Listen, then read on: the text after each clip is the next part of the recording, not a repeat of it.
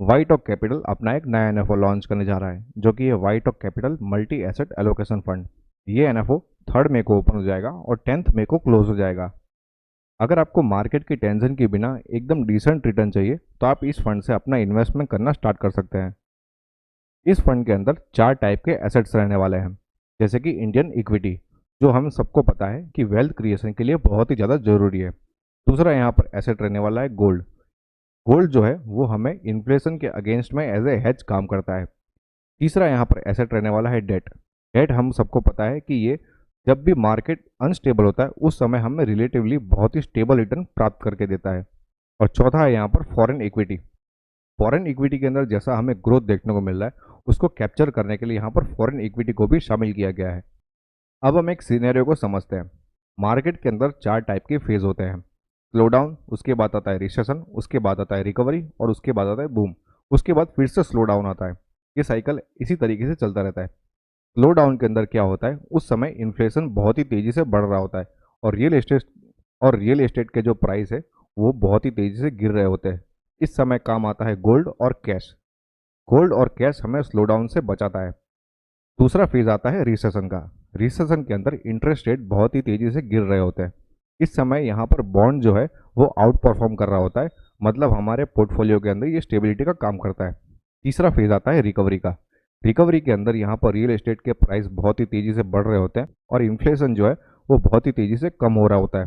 इस समय इक्विटी के अंदर इन्वेस्टमेंट किया जाता है ताकि हमें अच्छा खासा रिटर्न मिल सके। फिर आता है बूम।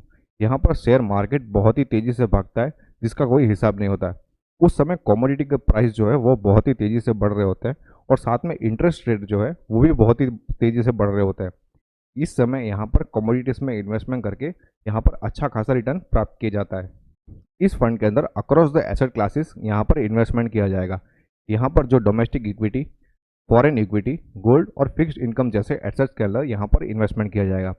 जिस तरीके से मार्केट का मूड रहेगा उसी तरीके के अंदर यहाँ पर अट्रैक्टिव जो एसेट क्लास होंगे उसके अंदर इन्वेस्टमेंट किया जाएगा ताकि हमें रिस्क एडजस्टेड अच्छा खासा रिटर्न मिलता रहे।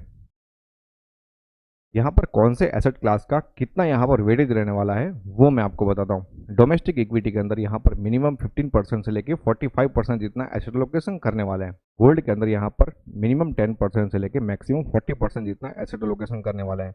फॉरेन इक्विटी के अंदर यहाँ पर बहुत ही कम एक्सपोजर रहेगा, वो रहेगा यहाँ पर 0% से लेके 10% जितना। फिक्स्ड इनकम के अंदर यहाँ पर मिनिमम 10% से लेके मैक्सिमम 55% जितना एसेट लोकेशन इस फंड के अंदर हमें देखने को मिलने वाला है। जैसा मार्केट का सिनेरियो होगा उस तरीके से यहाँ पर जो भी एसेट क्लास है उसके अंदर कम ज़्यादा करते रहेंगे यहाँ पर फंड मैनेजर्स। हिस्टोरिकल कैलकुलेशन के ऊपर बेस यहाँ पर एक मॉडल पोर्टफोलियो बनाया गया है। समझ लो कि आपने जनवरी 2010 के अंदर 100 रुपये को इन्वेस्ट किया है। इस मॉडल पोर्टफोलियो के हिसाब से हम यहाँ पर देख सकते हैं कि मार्च 2023 तक हमारे 100 रुपये कन्वर्ट हो चुके हैं यहाँ पर 410 रुपीज़। मतलब 13 साल के अंदर ऑलमोस्ट हमारे पैसे 4 गुना जितने बढ़ चुके हैं। और अगर आप यहाँ पर ध्यान से देखेंगे जो यहाँ पर डार्क ग्रीन कलर की लाइन है वो हमारे मॉडल पोर्टफोलियो की लाइन है। यहाँ पर आप देख सकते हैं कि जो वॉलेटिलिटी होती है वो बहुत ही कम देखने को मिल रही है। यहाँ पर मैं आपको दूसरे ग्राफ से समझाता हूँ।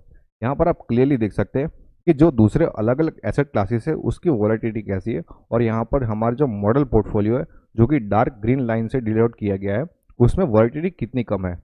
तो क्लियरली हम यहाँ पर कह सकते हैं कि पोर्टफोलियो इसी तरीके से बनाया जाएगा जिसके अंदर हमें वॉलेटिलिटी बहुत ही कम देखने को मिले और अच्छा खासा हमें रिटर्न देखने को मिले। व्हाइट ऑक capital multi asset allocation fund की हम एनएफओ डेट्स की बात करते हैं तो यहाँ पर 3 मई को ये एनएफओ ओपन हो जाएगा और 10 मई को ये एनएफओ क्लोज हो जाएगा।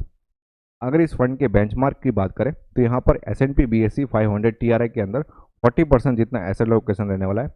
CRISIL composite bond fund index के अंदर 40%, डोमेस्टिक प्राइस ऑफ गोल्ड के अंदर 10% plus domestic price of silver के अंदर 10% जितना यहाँ पर बेंचमार्क सेट किया गया है। एग्जिट लोड की अगर हम बात करते हैं तो यहाँ पर एग्जिट लोड रहेगा 1% फॉर 1 मंथ।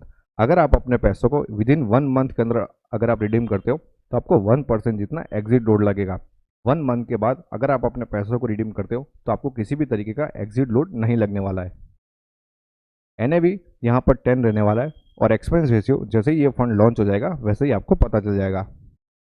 ये एक ओपन एंडेड कैटेगरी का फंड रहने वाला है, मतलब आप इस फंड के अंदर कभी भी अपने पैसों को इन्वेस्ट कर सकते हो और कभी भी अपने पैसों को रिडीम कर सकते हो।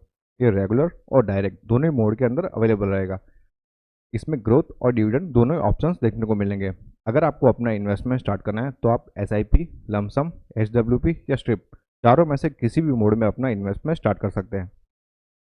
मिनिमम इन्वेस्टमेंट की बात करें तो आप लमसम मोड में मात्र 500 रुपीज़ से आप अपना इन्वेस्टमेंट स्टार्ट कर सकते हो, या फिर एसआईपी मोड में मात्र 500 रुपीज़ पर मंथ से आप अपनी एसआईपी स्टार्ट कर सकते हो। अगर आपको अपने पोर्टफोलियो को फ्री में रिव्यू करवाना है तो नीचे दिए गए नंबर पर आप कभी भी कॉन्टैक्ट कर सकते हो, या फिर आपको इस फंड के अंदर इन्वेस्टमेंट करना है तो भी आप इस नंबर के ऊपर कॉन्टैक्ट कर सकते हो।